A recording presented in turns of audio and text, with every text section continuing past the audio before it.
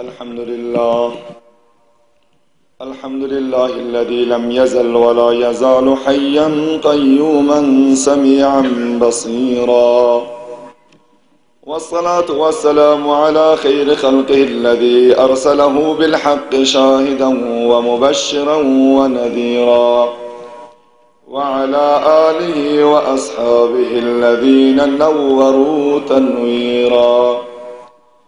أما بعد، فأعوذ بالله من الشيطان الرجيم. بسم الله الرحمن الرحيم. فإن آمنوا بمثل ما آمنتم به فقد اهتدوا، وإن تولوا فإنما هم في شقاق، فسيكفيكهم الله وهو السميع العليم.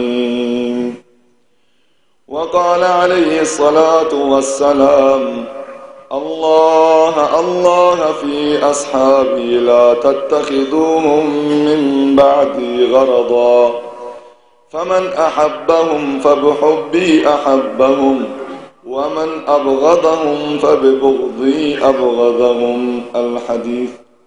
وقال تعالى في شأن حبيبه: إن الله وملائكته يصلون على النبي يا أيها الذين آمنوا صلوا عليه وسلموا تسليما.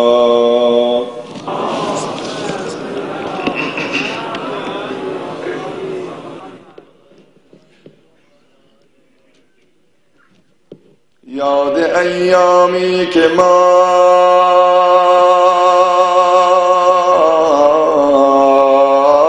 فرمان روایان داشتیم، عاملان تیزگام و نیک رایان داشتیم. آن معظم فاتحان دین پرست و نامور، چون به تسخیر جهان بستند از همت کمر، عزمشان را دائم استقبال بنمودی ظفر. تا از چشم ما رفتن چون نور از بصر، رفتن آن نامداران نام ما زد بر زمین، دور از آنها آبروی ما عرق شد بر جبین. بلغ العلا بکماله کشف الدجا بجماله، حسنت جمیع خصاله صلوا علیه و آله.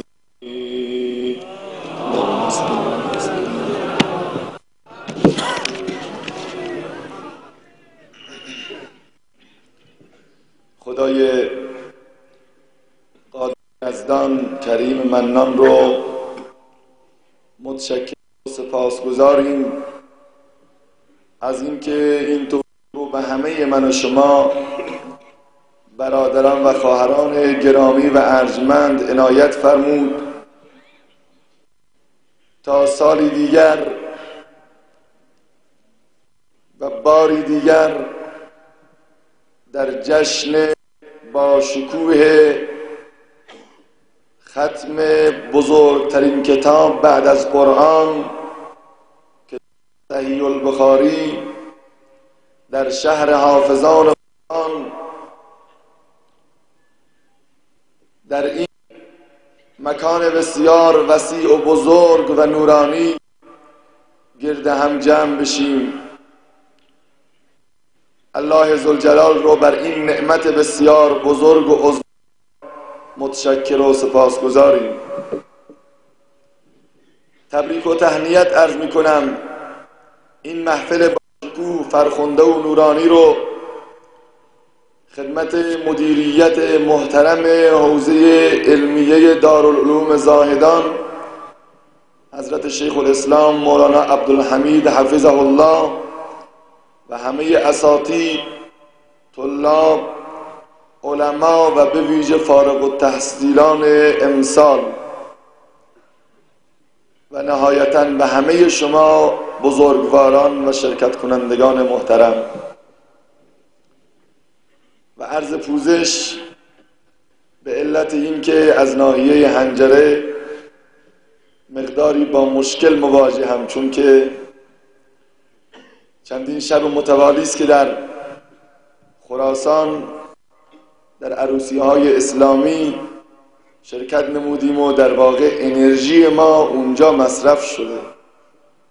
اما امیدوارم که دقایق در خدمت شما سروران هستم خدای متعال توفیق بیان ما فی الضمیر و اون چه که به صلاح جامعه ما و به صلاح کل انسانیت هست، خدای متعال توفیق بیان کردن را عنایت بفرماید. قطعاً از روایتی که خدمت شما بزرگواران تلاوت و قرائت نمودم به موضوعی که پیرامون چند دقیقه مصدع اوقات شما میشم پی بردید. در جامعه ما امروز مسائل اجتماعی، اخلاقی، سیاسی، فرهنگی به طور کامل و وافر از منابر و بلندگوها و رسانه ها و کتب و نشریات صحبت میشه، نوشته میشه و بیان میشود. من هم موضوعی پیرامون مسائل اجتماعی ابتدا در نظر گرفته بودم، اما با توجه به نیاز مبرم همه جوانان و همه من و شما به مسائل اعتقادی، مسائل دینی، مسائل اسلامی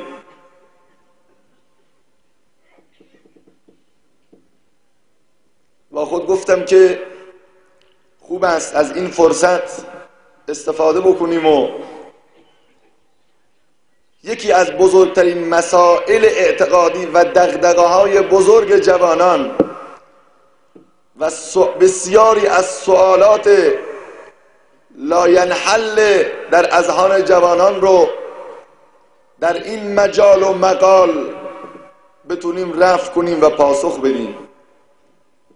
آری، صحبت از صحابه است.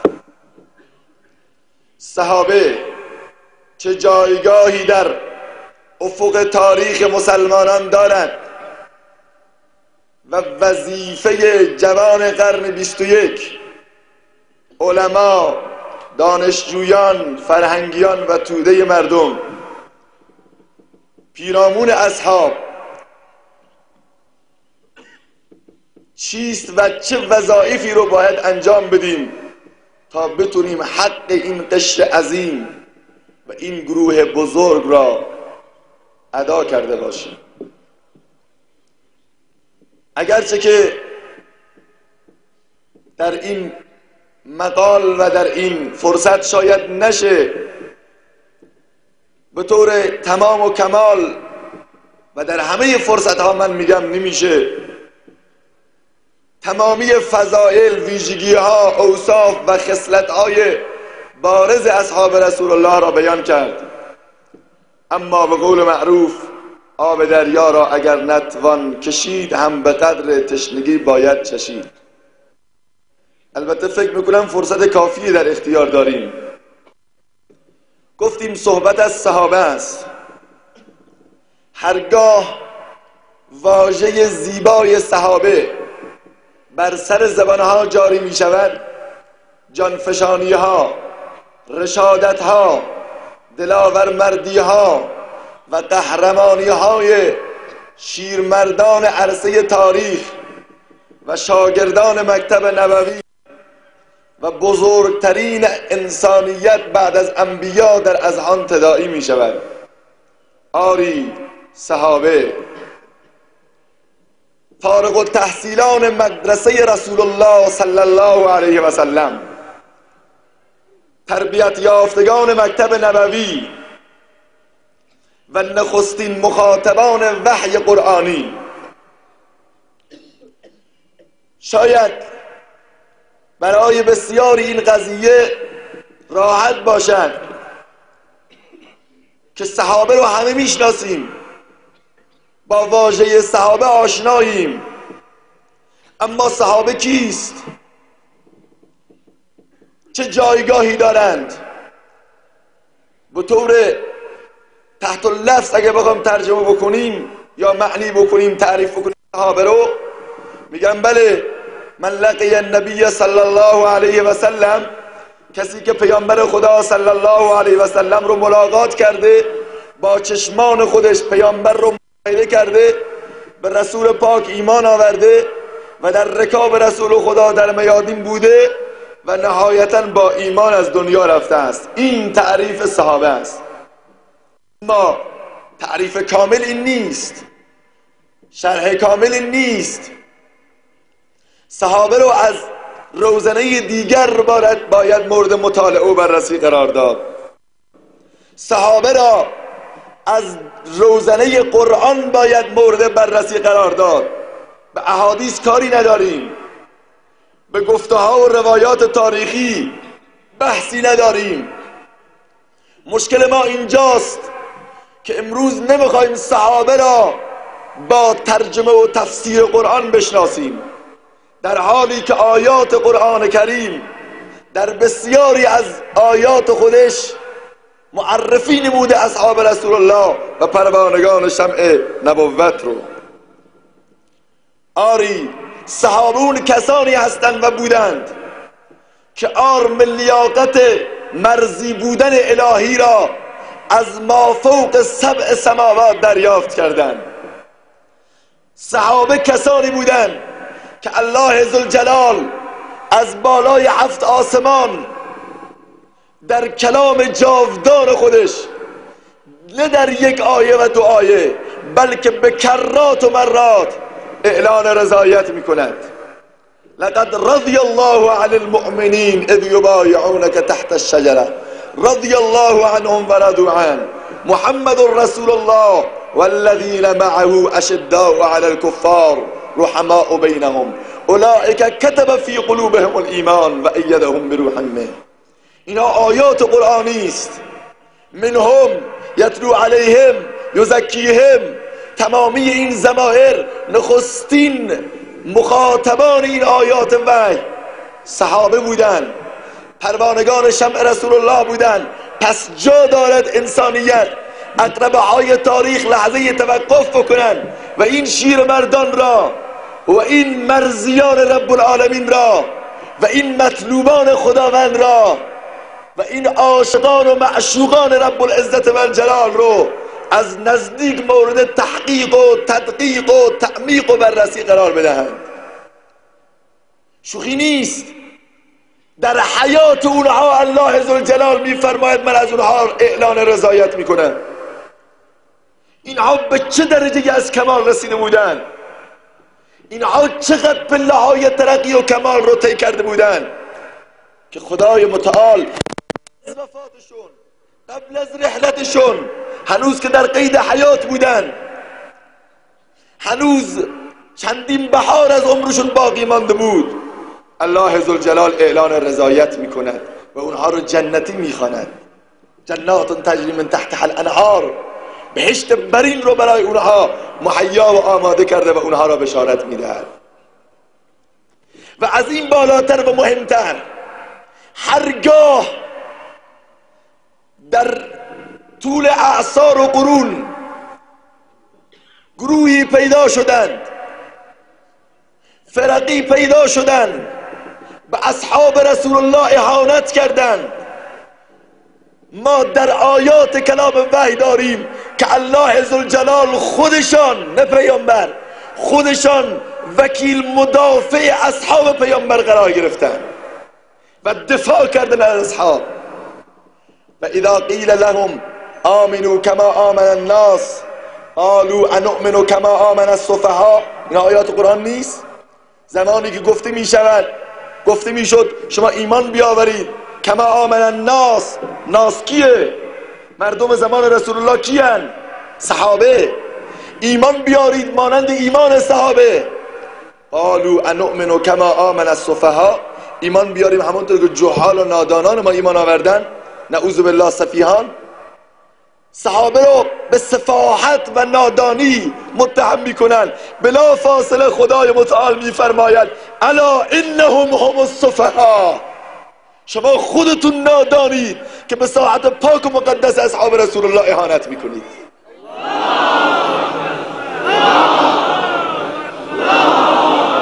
اینها آیاتن، روایات نیست.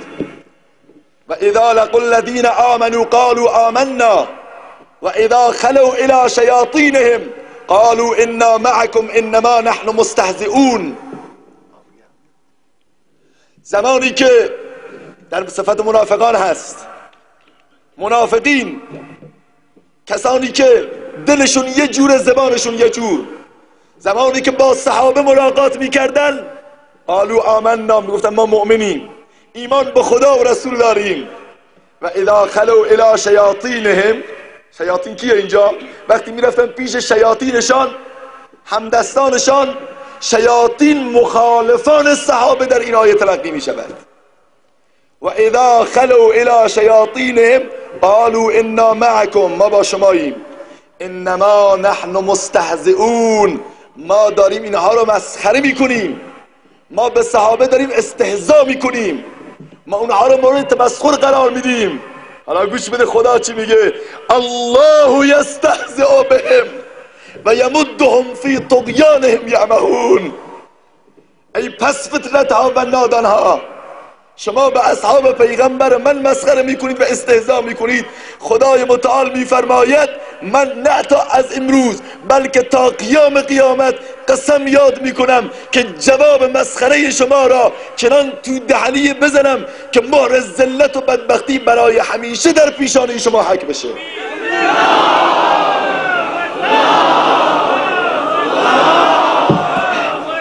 این دفاع نیست چیه؟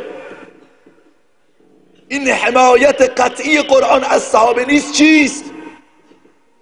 آیا هنوز زمان اون نرسیده که یک جوان مسلمان بیاد این گروه، این قشر، این بزرگواران رو که خدا اینقدر از اینها تعریف میکنه، اولئک کتب فی قلوبهم الایمان، خدا میگه در قلوب اینها ایمان ریشه دوانیده، محاله همونطوری که رد شدن شتر از سوراخ سوزن محاله، برگشت صحابه از ایمان، ارتداد صحابه محاله.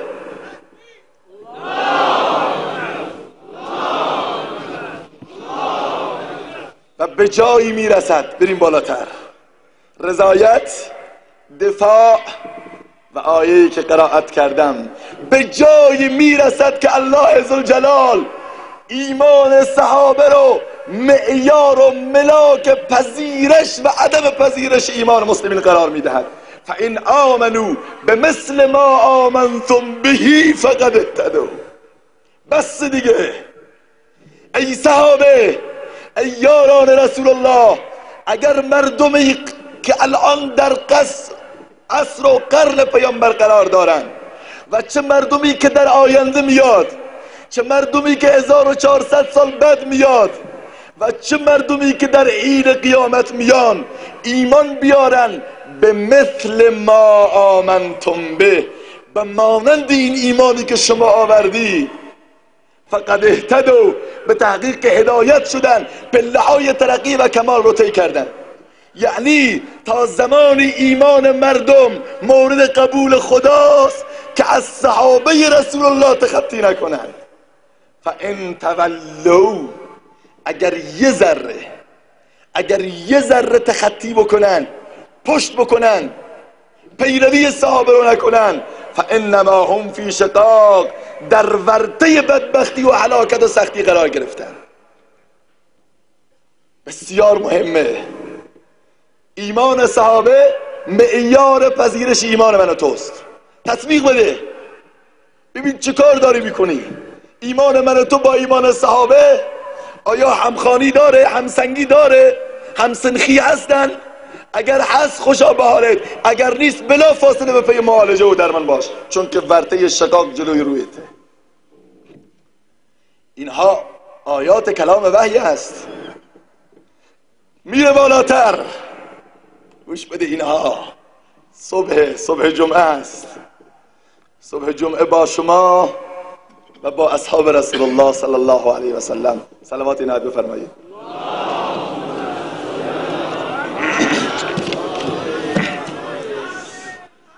به جای این بزرگواران میرسد، روز بروز برگ برنده بالاتر رو به دست میگیرن و روز به روز بر توفیقات و عزت اینها افزوده میشود و به جایی میرسد که در غزوه سرنوشت ساز بدر، اون زمانی که مسلمین تعداد بسیار اندکی از حیث عده و عده در سطح بسیار پایینی قرار دارند، اما لشکر کفار تا دندان مسلح است و میخواد بیاد بر مدینه منوره، بر اصحاب رسول الله حمله بکنن و مسلمین را از بین ببرند. لشکر 1000 و خورده نفر با تجهیزات مدرن جنگی اون زمان، صحابه با 313 نفر، چند اسب و چند شتر. وقتی میاد رسول خدا نگاه میکند، مطالعه میکند دو طرف لشکر را، میبیند از حیث ظاهری هیچ گونه سنخیتی و تطابقی با همدیگر ندارد. کفه جنگ از حیث ظاهر به طرف دشمنان و کفار و مشرکین داره سنگینی میکند. پیامبر خدا اینجاست که بلا فاصله پس از سفارایی درون عریش سایبانی که درست کرده بودن تشریف میبرند، دو رکعت نماز میخوانند، دست به دعا بلند میکنند. اینجا رو گوش بدهید. دست دعا رو بلند میکند. کنارش کیه؟ ابوبکر صدیق، یار غار، دوست صمیمی رسول الله، کسی که در سفر سرنوشت ساز و تاریخی و پر از خطر هجرت از میان همه اصحاب پیغمبر، رسول خدا همه رو اجازه هجرت میگیرن، میگی برید. ابوبکر میاد، یا رسول الله من میخوام برم. میگه نه. انسان توی مسافرت ها، بخصوص چنین سفرهایی، بهترین، صمیمی ترین، دوستدارترین، غمخوارترین دوست رو انتخاب میکنه. لذا ابوبکر توی اصحاب من هیچ کس مانند تو به من عزت و رفعت نداده و مصاحبت نداشته است.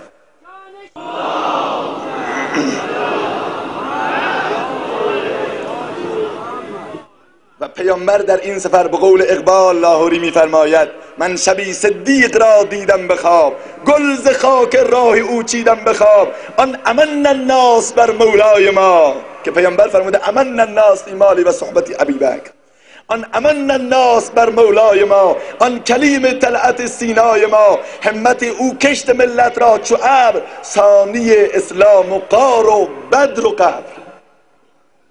در سفر، در حضر، در بدر و در قبر حتی دومی پیامبره. کنارش نشسته حضرت رسول القدر دعا میکنن، زجه میکنن، ناله میزنن، گریه و آه و فغان راه انداخته. میدونه که تا نگرید ابر کی خندد چمن، تا نگرید طفل کی نوشد لبن. طفل یک روزه همی داند طریق، که بگرید تا رسد دایه شفیق. تو نمیدانی که دایه دایگان، کی دهد بی گریه شیرت رایگان. گفت فلیبکو کثیرا، گوش دار تا بریزد شیر فضل کردگار. اونقدر پیامبر دعا میکنن که ردای مبارک میافتد، گویا ولوله‌ای در آسمان ها و زلزله‌ای در عرش الهی به صدا میاد. ابوبکر میگه یا رسول الله حسبک، محمد رسول الله، بس کن، کافی است. پیامبر چه دعا میکنن؟ اللهم ان تهلك هذه العصابة لن تعبد في الارض ابدا. نمیگه پروردگارا اگر محمدو بکشی، اگر امروز محمد به شهادت برسد، در دنیا کسی نیست را عبادت بکنه. نه، نمیفرماید پروردگارا اگر امروز ما شکست به سراغ ما بیاد، کفار و مشرکین بر ما میتازد و اونها مینازند. نه، نمیفرماید پروردگارا اگر این گروه کوچک هلاک بشه تجارت و بازرگانی شهر مدینه میخوابد. خیر، نمیفرماید کشاورزی شهر مدینه از بین میرود. هرگز. گوش بدید، اینها روایاتن. اللهم ان تهلك هذه العصابة لن تعبد في الارض ابدا. خدایا من محمد دارم میگریم، التجا و تضرع میکنم، اگر این گروه کوچک 313 نفره اصحاب من رو هلاک کنی، 2 مرتبه در دنیا و در کره خاکی از اسلام و قرآن خبری نخواهد بود. خدایا عزت اسلام، شوکت اسلام، قدرت اسلام، عظمت اسلام، نیرومندی اسلام در گروی عزت صحابه است. خدایا تو این گروه ابوبکره که اگر امروز بره دیگه دنیاست، مادر ابوبکر نخواهد زایید. تو این گروه عمر فاروقه. خیلی مهمه ها، جمله رو بگیرید.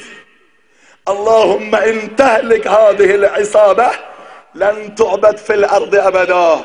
رسول خدا به صراحت حیات اسلام را، عزت اسلام را، عظمت و اقتدار اسلام را منوط و وابسته و مشروط به حیات و عظمت صحابه میداند.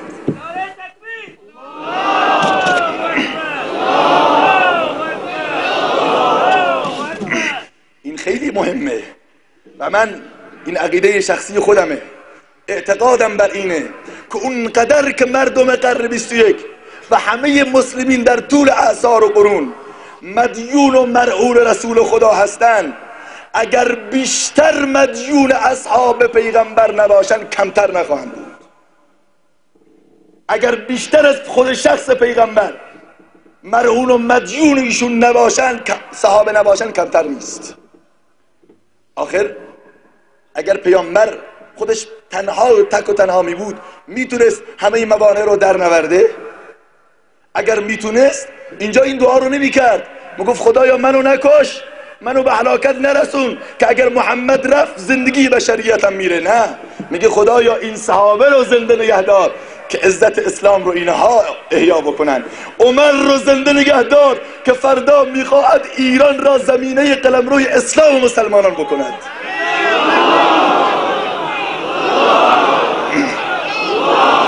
ابوبکر رو نگهدار که شمشیری برنده بر علیه مرتدین، مدعیان دروغین نبوت، مسیلمه های کذاب، اسود های انسی و سایر بدبخت های دنیا قرار بگیرند. پیامبر این دعا رو میکند، میشناسد اصحابش رو، میداند که اگر صحابه امروز نباشن فردایی نخواهد بود، فردای سبزی در انتظار اسلام و مسلمانان نخواهد بود. پیامبر مطالعه کرده بود، فهمیده بودن که اصحاب هستن که در همه عرصه ها میشناخت صحابشو، میدونست که همین صحابه بودن. همین ابوبکر بود که وقتی مشرکین مکه طناب به گردن رسول الله انداختن، مشرکی آمد و اون وضعیت رو دید، وضعیت مظلومانه رسول الله رو که مشرکی چندین نفر طناب به گردن رسول الله انداختن و به ایشون دارن اهانت میکنن. مشرکه یک لحظه مطالعه میکند در میان ذهنش که امروز به کی مراجعه بکنم که به داد محمد برسه. نهایتا به این نتیجه میرسد که در میان اصحاب غیر از ابوبکر کسی وجود نداره. لذا اونجاست دوان پیش ابوبکر صدیق میاد که ادرک اخاک، محمد و دریاب، چه خبره؟ محبوبم کجاست؟ دور کعبه طناب تو گردنش انداختن. بدو آمد اتقتلون الرجل ان یقول ربی الله. چطور دلتون میاد دست روی محمد بلند کنید؟ رسول الله رو رها میکنن، به جان ابوبکر میفتن، به قدری میزنن که بیهوش میشه. بعد از ساعتها که حملش میکنن به خونه نمیفهمه، چشماشو باز میکنن، میدونید اولین سوالش چیه؟ حالم چطوره؟ من چطور بین بلا افتادم؟ نه، کیف حال محمد رسول الله. حال رسول الله رو بگید، حال محمد رسول الله رو برای من تعریف بکنید. سلامات ند بفرمایید.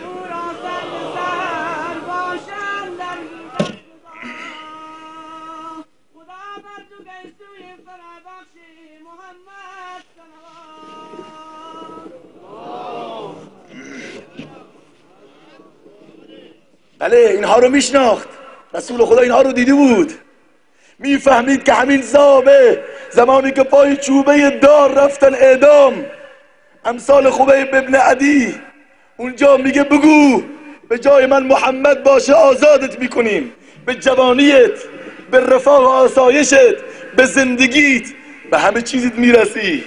میگه های به خدا قسم حاضر نیستم پایی خاری به پای رسول الله فرو بره، اگرچه که در این راه تکه تکه بشم.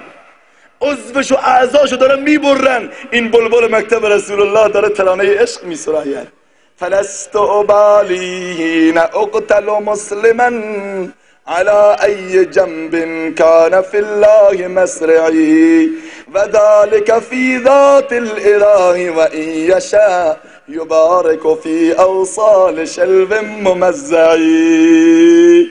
اشکالی نداره من تکه تکه بشم، من بریده بشم، خونم بریزه، ولیکن محمد رسول الله سالم باشه. اینها رو دیده بود. پیامبر میدونست همین صحابه است که در غزوه احد، اینها قصه نیست، قصه و افسانه رستم و نمیدونم فرهاد و شیرین نیست، واقعیت های تاریخه. جوان برو مطالعه کن. من آخر میگم وظیفه رو در بخش وظایف. میاد خودشو سپر رسول خدا قرار میده. صحابه در همین هنگام که شلیک تیره ها از هر طرف پیامبر رو آماج حملاتشون قرار داده، صحابه‌ای به نام ابو دجانه سپر پیغمبر شده، اما صورتشو به طرف رسول الله کرده، پشتشو به طرف مشرکین. یکی سوال میکند که بابا رو تو به طرف مشرکین کن، دفاع کن. میگه من نمیتونم در این لحظات هم بی‌ادبی به رسول الله کنم و پشتمو به محمد کنم. کو غیرت و وجدان مسلمانان که امروز هر کسی میاد به محمد رسول الله اهانت میکند، صدای کسی در نمیاد. در دانمارک میاد کاریکاتور رسول الله رو میکشه، پیغمبر محمد رسول الله رو لخت مادرزاد در حال خوردن شراب. اقبال ای تویی از ذوق و شوق و سوز و درد، میشناسی عصر ما با ما چه کرد؟ عصر ما را ز ما بیگانه کرد، از جمال مصطفی بیگانه کرد. سوز او تا از میان سینه رفت، جوهر آینه از آینه رفت. دل ز غیر الله بپرداز ای جوان، این جهان کهنه درباز ای جوان. تا کجا بی غیرت دین زیستن، ای مسلمان مردن است این زیستن. مرگ بهتره. و مسلمین دلشون خوشن که چند تا شعار میدن. اینها اهانته. کی مونده که اهانت نشه؟ پیامبر اونطور، قرآن اینجور که در زندان گوانتانامو شما شنیدید، از دست مجاهدین اسلام گرفتن قرآن ها را، جلو چشمانشون پاره پاره کردن و درون دستشویی ها ریختن. اما نفهمیدن که قرآن رو اینطوری نمیشه از مسلمین گرفت. اونها حافظان قرآن شده بودن و با لحن زیبایشون باعث اسلام آوردن ده ها سرباز انگلیسی و آمریکایی در جزیره گوانتانامو شدن. به اصحاب رسول الله که ماشاءالله اهانت کم نیست. در آمریکا، در اسرائیل، در کشورهای غربی چه اهانت هایی که به اصحاب پیامبر نمی شود، چه کاریکاتورهایی فقط برای اینکه شبکه خودشون رو مشهور بکنن و معروف بکنن. ولی این صحابه در حین جنگ پشتشو به رسول الله نمیکنه که مبادا بی‌ادبی و وقاحت نسبت به اصحاب رسول صلی الله علیه و سلم بشه. اینها بودن صحابه. حالا ما میخوایم خود ما رو با اینها مقایسه بکنیم. ما میخوایم مثل اونها بشیم. محاله. البته اگر چه نمیتونیم مثل اونها بشیم، ولی دلیل نداره که وظایف خودمان رو نسبت به صحابه فراموش بکنیم. صلوات قرای نبی بفرمایید.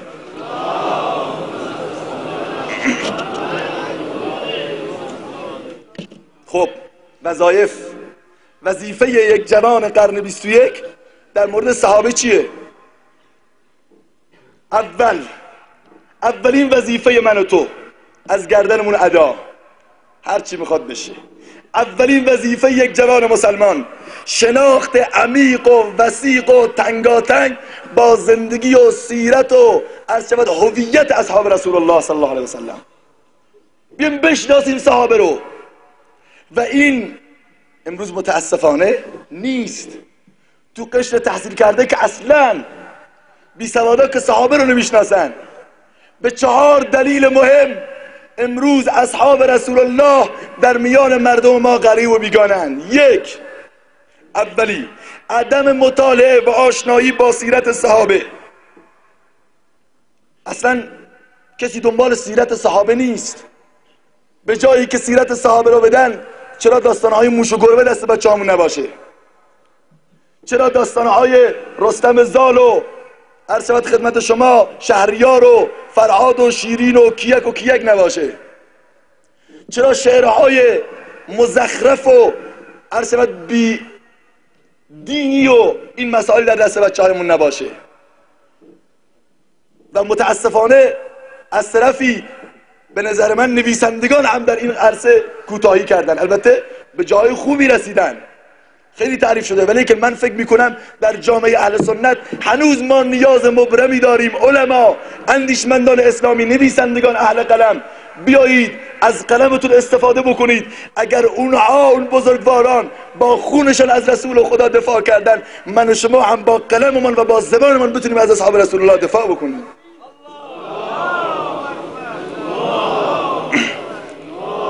دومین مشکل نبوده، اولی گفتم عدم مطالعه و با سیرت رسول خدا و آشنایی با سیرت آن حضرت، با سیرت صحابه. 2 نبود برنامه‌های کافی جهت معرفی صحابه در سیستم آموزشی مدارس دولتی در مقاطع مختلف.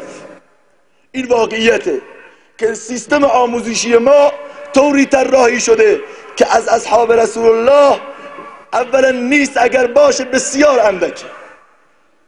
جا دارد ابتدا از اداره کل آموزش پرورش به عنوان برادران اهل سنت اینو بخوایم که در برنامه‌های تاریخ و معارف اسلامی بیان صحابه رو به اصحاب پیروان و تابعین اون حضرات بشناسونن، تو در برنامه‌های درسی بگنجونن. البته الحمدلله کارهایی شده. بخش دینی ویژه اهل سنت در مقاطع عرض شود خدمت شما دبستان و راهنمایی تا اندازه‌ای بسیار کم البته معرفی شده، اما از یک طرف خیلی کمه، محدوده، معرفی صحابه چیزی نیست.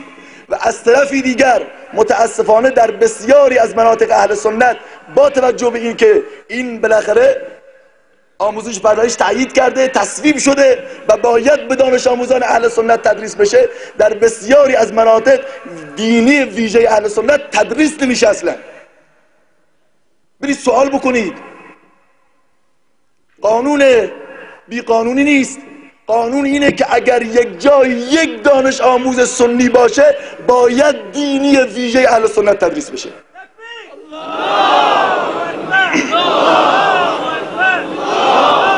حالا من از بلوچستان اطلاعی ندارم، ولی که تو خراسان خود ما، تو مناطقی که حداقل شاید 70% اهل سنت بودن، رفتیم پیش معلم که آقا شما بیاید لطفاً دینی ویژه اهل سنت رو به اینها یاد بدید. ما نمیخوایم شما زمان جشن تکلیف و بلوغ بچه‌های ما به بچه‌های ما جانماز و مهر بدید، اینا لزومی نداره. بیاید بخش دینی اینها رو ویژه اهل سنت رو به تدریس بکنید. به جوابم میگه آقا ما معلم نداریم، معلم اهل سنت نداریم. گفتم خب خیلی خوب، مشکل نیست، من خودم میام غیر از ساعات اداری من میام براتون تدریس میکنم. نه آقا تو هم چون دولتی نیستی ما به تو هم اجازه نمیدیم. گفتم تو از شتر مرغ مثل که بدتر شدی. میگه بپر، میگه بار میبرم، شترم، بار ببر، میگه من مرغم. نفهمیدم بالاخره تو چی. یا برید استخدام بکنید معلمین اهل سنت رو بیان درس بدن، یا اگر نمیتونید مشکلی نیست، ما گفتیم بدون حقوق، بدون حتی وقت اداری ما میام تدریس میکنیم. من خواهشم اینه که از همه نخبگان، همه فرهنگیان، همه پدرها، معلمین به ویژه این خواسته رو برسونن و بخوان که باید دینی ویژه اهل سنت همونطوری که در مقاطع دبستان راهنمایی و دبیرستان در بلوچستان احیانا تدریس میشه و باید تدریس بشه، باید در تمام مناطق اهل سنت، حتی در اون شهری که یک سنی وجود داره، باید تدریس بشه.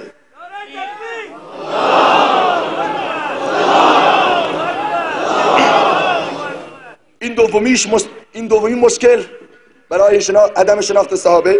سوم، نبود بیان نکردن علما و ائمه جمعه و جماعات موضوعات پیرامون صحابه شناسی. من کوچکتر از آنم که به علما و در اندیشمندان اسلامی بخوام توصیه بکنم، ولیکن بس واقعا به نظر من امروز نیاز نیست بیاد بگه یحیی اینطور اره شد، زکریا اینطور شهید شد، گذشت. اونها رو همه تو قرآن میخونن. نیازی نیست که قصه های نوح و یونس و اگرچه آیات قرآنی هستند نیازم هست، ولیکن من احساس میکنم نیاز مبرم جوانان قرن ما با توجه به عدم آشنایی با اصحاب رسول الله فقط بیان کردن فضائل و معرفی اصحاب رسول الله به جوانان قرن 21 یکی از مسائل عقیدتی است. از منابر جمعه باید بیان بشه، باید بشناسن ابوبکر صدیق کیه. تو کلاس های تابستونی ما باور بکنید در مدت 3 ماه زور میزنیم ابوبکر صدیق بگه، جوان راهنمایی ما نمیتونه ابوبکر صدیق رو تلفظ بکنه. اصلا این جای تأسف نیست. عایشه نمیتونه بگه، حفصه نمیتونه بگه، ازواج رسول الله رو نمیشناسن، صحابه پیامبر رو نمیشناسن. این وظیفه کیه؟ اگر جای دیگه معرفی نمیشه دلیلی نداره که منو تو هم معرفی نکنی. و من اعتقادم اینه اگر عالم بزرگواری چندین سال درس بخونه و از قسمت عقیدتی بحث صحابه شانه خالی بکنه، به علم و دینی که خوانده خیانت کرده است. ما هرچه داریم از صحابه داریم، نفسی که میکشیم. شما امروز اگر اینجا اجتماع دارید و تجمع دارید، به برکت صحابه است، به برکت بیدارخوابی های عمر فاروق رضی الله تعالی عنه است.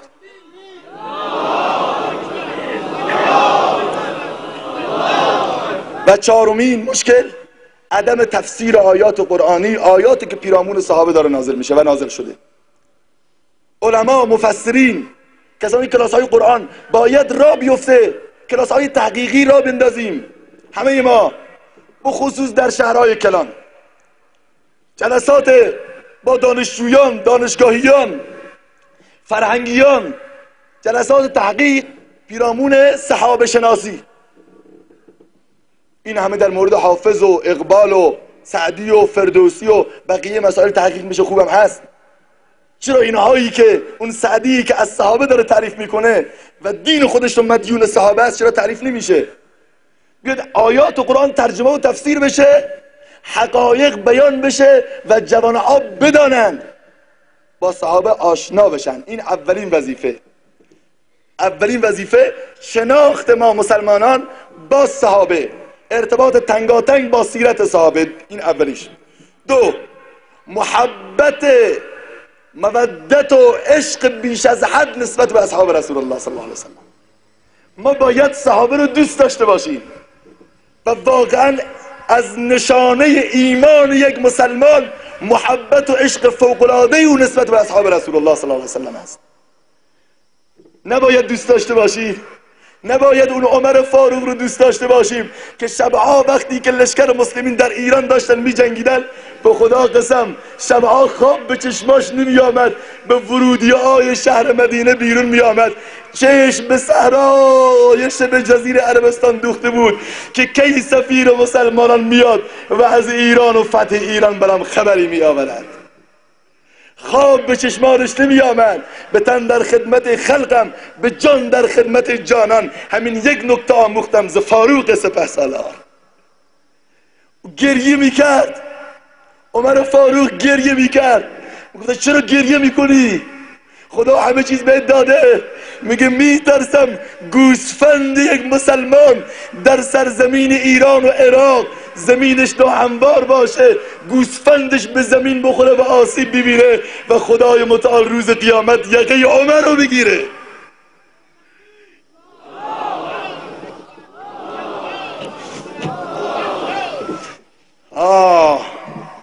اونها از به زمین خوردن گوسفند ما نگران بودن، اما ما نگران تکه تکه شدن نام اصحاب رسول الله نیستیم. چقدر واقعا پس شدی، چقدر بیگانه شدی، چقدر دور شدی بعد اصحاب رسول الله صلی الله علیه و سلم.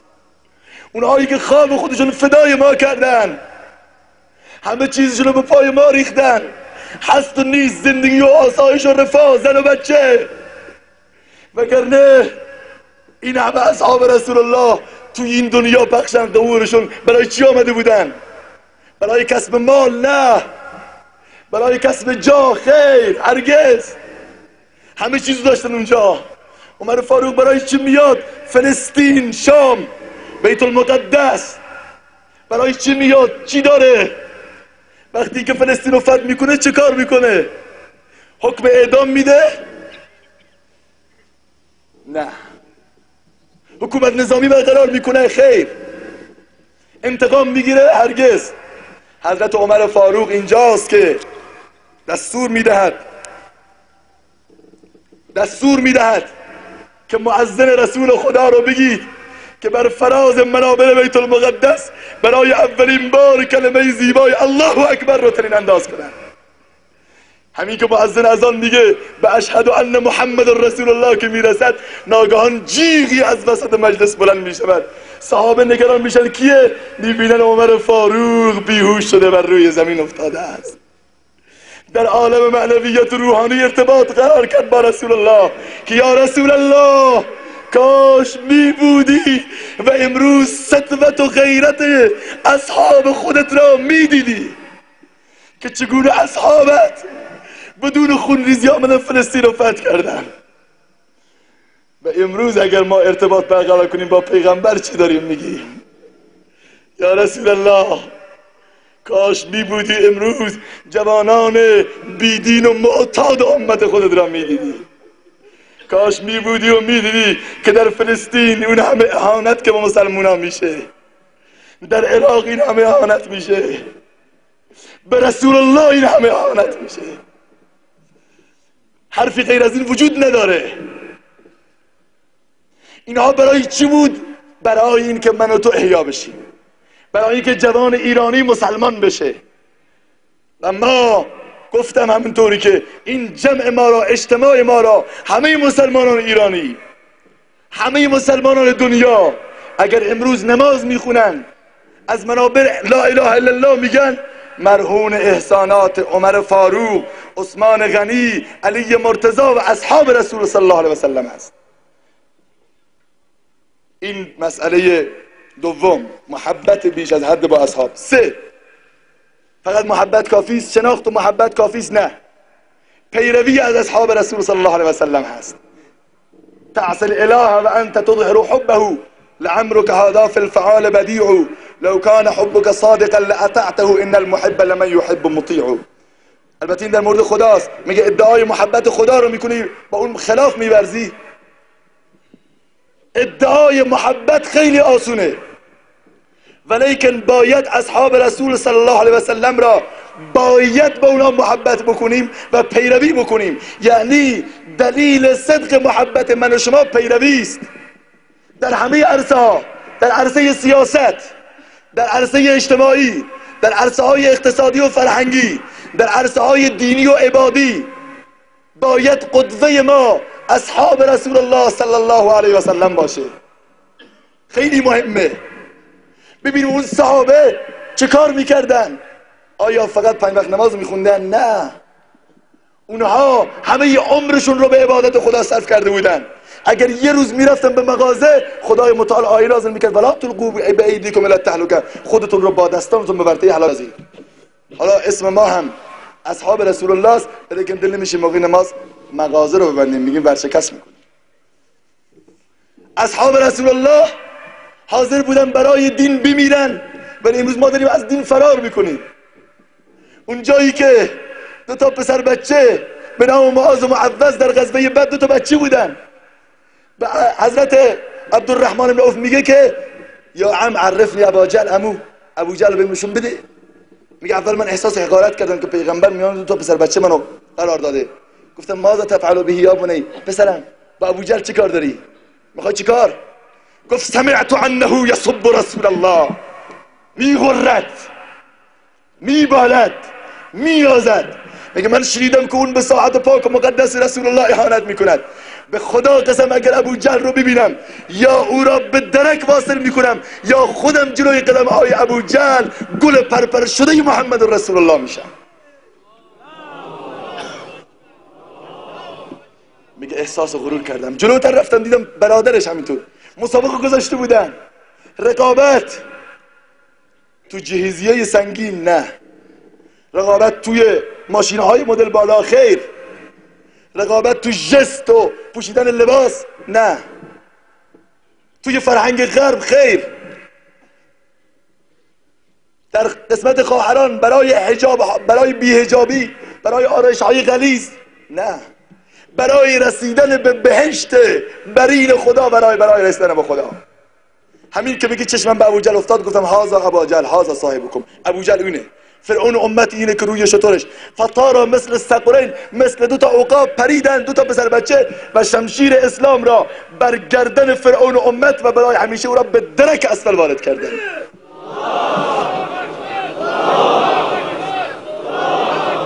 اینها کوچکاست، اینها کوچکان صحابه بودن. حالا اگر پیروی میخوای بکنی بفرما.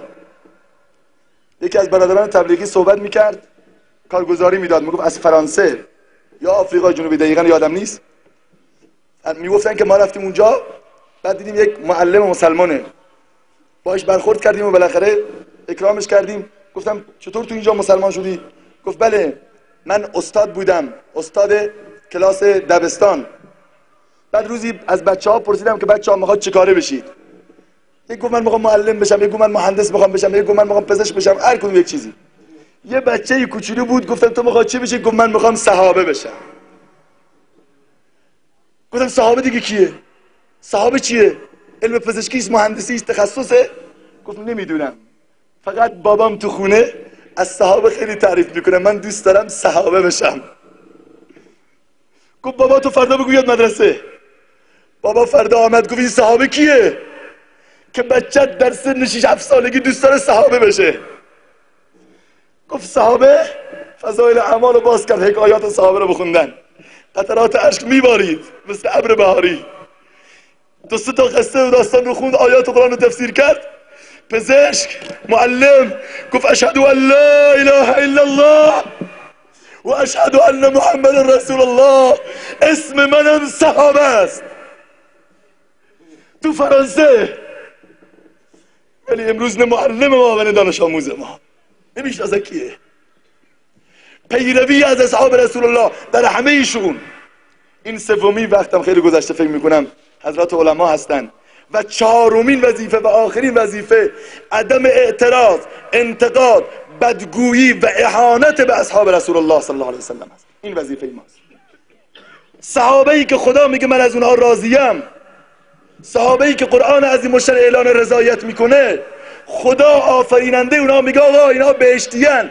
آقا من و تو کیم که قلم رو برداریم بعد 1400 سال به صحابه بخوایم نمره بدیم؟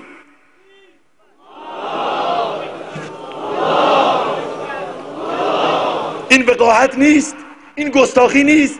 کسی که لیسانس خودش را از دانشگاه رسول الله گرفته، اون کسی که شاگرد مکتب نبوی است، پیغمبر بهش نمره 20 داده، تو آمدی بهش نمره 0 میدی؟ تو چی کاره هستی؟ چقدر وقاحت و گستاخی داری؟ و آیا نمیدونی که انتقاد به صحابه انتقاد به شخص رسول الله صلی الله علیه وسلمه؟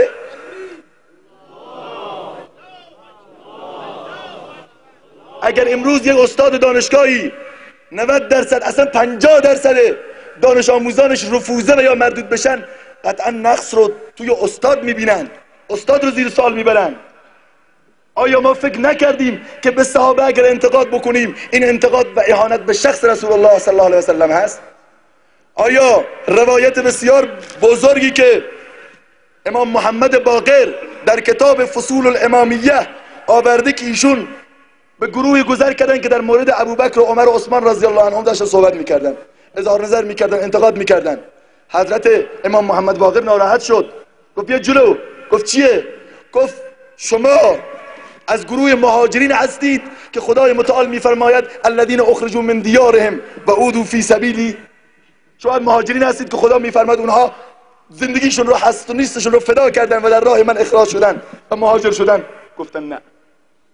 گفتن شما از گروه انصارید که خدا میفرماید الذین تبوأوا الدار والایمان یحبون من هاجر الیهم. از انصاریایید؟ گفتن نه.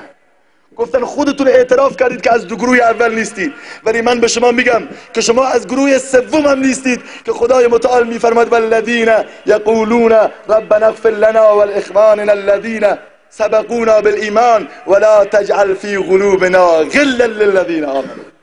من میگم که شما از گروه سوم هم نیستید، از مؤمنانی که میگن پروردگارا برای اصحاب رسول الله اون مکان و رفعتی که دارن حفظ کن و نسبت به ما، نسبت به اونها در قلب ما کینه و عداوت قرار نده. پس معلوم بشه شما گروه سوم یعنی مؤمنین هم نیستید. صراحت داره صحبت میکنه.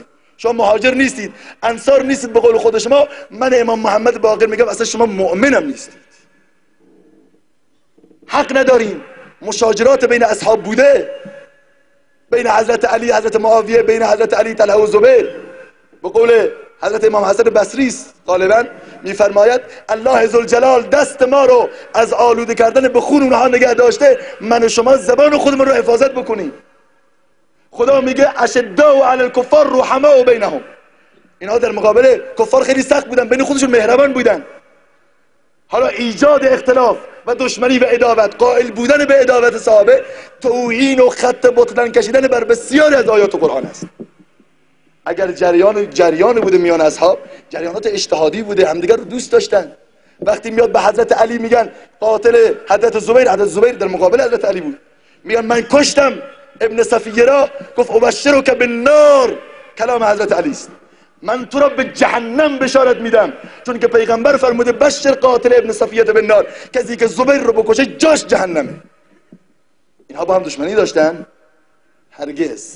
البته بحث اینها، باز کردن اینها جای خودش داره که باید راجع به این انشالله علما و فضلا و نبلا در آینده صحبت بکنن و این مجالی برای این صحبت ها نیست. ولیکن این رو ما باید بدانیم که در میان حضرت عمر، در میان حضرت ابوبکر، در میان حضرت عثمان و حضرت علی هیچ اختلافی وجود نداشته. به خدا قسم شما امسال حتما سخنرانی مقام معظم رهبری که سال 75 ایراد کرده بودن از تلویزیون ها شنیدید که خودشون به صراحت فرمودن حضرت علی چند تا فرزند داشته، 3 تا از فرزندان حضرت علی ابوبکر، عمر و عثمان.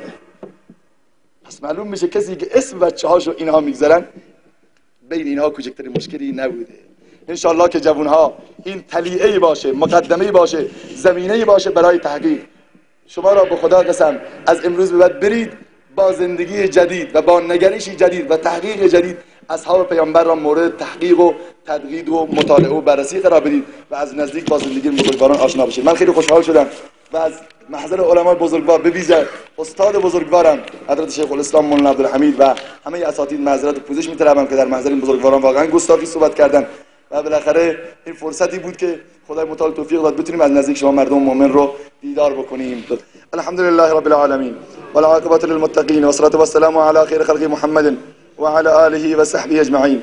ربنا آتنا في الدنيا حسنة وفي الآخرة حسنة وقنا عذاب النار. اللهم ربنا تقبل منا إنك أنت السميع العليم وتب علينا يا مولانا إنك أنت التواب الرحيم. اللهم بلغ سلامنا رسول الله واردد علينا منه السلام. پروردگارا در این روز جمعه سلامهای گرم ما را از این محفل گرم به پیشگاه و بالاخره به محضر پیامبر ما محبوب بشریت در گنبد خضرا برسان. خدایا جواب سلام ما را سلام برگردان. خدایا روح نازنین رسول الله را از ما راضی بگردان. سلام ما را به ابوبکر صدیق برسان، سلام ما را به عمر فاروق برسان، به عثمان ذوالنورین و علی مرتضی برسان، به همه اصحاب رسول الله سلام ما را برسان. و خدایا جواب سلام ما را سلام برگردان. خدایا اگرچه ما دچار نقصیم، اگرچه که خجالت میکشیم سلام بفرستیم، وقتی به اعمالمان نگاه میکنیم خدایا به رفتارهای ما، به دوری ما از صحابه، به دوری ما از رسول الله حتی خجالت میکشیم سلام بفرستیم، چون که میترسیم پیامبر جواب سلام ما را چه خواهد داد. خدایا روح رسول الله امروز آزرده است. خدایا میدانیم که امروز محمد در قبر در گنبد خضرا میلرزد. خدایا این همه اهانت میشود، این همه توهین به رسول الله میشود. هر شرکتی، هر کشوری برای شهرت خودش تنها راه شهرتش اهانت به رسول الله را میداند، چون که میداند امت محمد ابوبکری ندارد، امت رسول الله عمری ندارد، عثمانی ندارد. آید اگر ابوبکر یا اگر عمر ببیند شمشیر کرده بیرون در اشک خون پریشان. عثمان شهید قرآن از تو همی بپرسد خونم تباه کردی، برخیز ای مسلمان.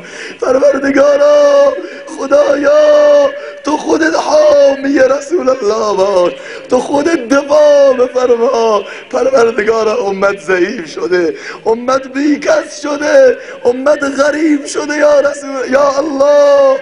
امت رسول الله عمر نداره، همون منتظرن که تو از آسمان عمر کادو کنی، ولی نفهمیدن که باید خودشان عمر پرورش بدن. پروردگارا خدایا متاسفیم، معذرت خواهی میکنیم. پروردگارا میشنویم وقتی که در فلسطین عکس سگ و خوک و خنزیر را شبانه نیروهای اسرائیل به دیوارهای بیت المقدس میکشن، بعد رویشان مینویسن این عکس محمد است. خدایا پروردگارا معاذ و معوض ها رفت. خدایا امت پیامبر بیکس شده. خدایا خودت برست. خدایا در عراق خاک حسین کربلا، قبر علی مرتضی، دانشگاه ابو حنیفه، خانقاه عبدالقادر گیلانی امروز محل تجاوز سربازان امریکایی به نوامیس مسلمین گشته است. خدایا خودت به داد امت برست. خدایا خودت دستگیری بفرما. پروردگارا این جوانان دست رو بلند کردن، دستهای ما را بگیر و سوی خودت بکش. خدایا در میدان محشر نمیدانیم چطور جلوی رسول الله حاضر بشیم. خدایا خنسا با 4 تا شهید بچه میاد. خدایا سمیه با بدن تکه تکه میاد. حمزه با جگر پاره پاره میاد. خدایا ما باری نداریم، شرمساریم، غمناکیم، از در تو با غم نرویم، با اشک و سرشک و خون و ماتم نرویم. از درگاه همچو تو کریمی هرگز نومید کسی نرفت، ما هم نرویم. خدایا ما را ناامید نفرما. خدایا بر عزت علمای ربانی بیفزا. خدایا علمای ربانی را حفظ فرما. روح مولانا عبدالعزیز را، بانی اینجا را خدایا در پناه بهترین نعمت‌هایت جا بده. روی مولانا شمس الدین مطهری را، روی مولانا الله یاری را، شیخ زیایی را، احمد مفتی زاده ها را، مولانا دامنی ها را، پروردگارا مولانا نعمت الله ها و عبدالحکیم ها را.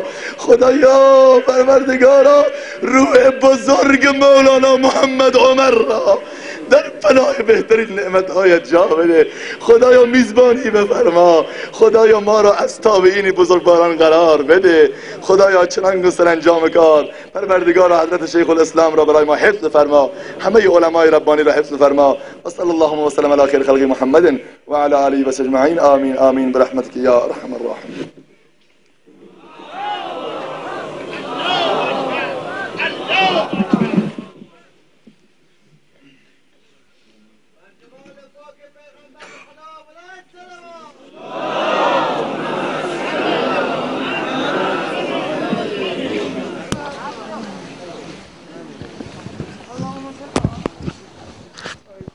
ای مسلمانان شما را عزت دین حق بداد، منتشر گردد نوای مسلمین از این نهاد. کوشش و سعی خلیلی میدهد بر آن زمان که از دعای خیرتان باشد نصیبی بهرمان. چون بیان عالمان از این نهاد آید به گوش، بهر توفیق خلیلی در دعایت بکوش. آرزوی ما رضایت مندی انجم بود، اتحاد و انسجام و وحدت مردم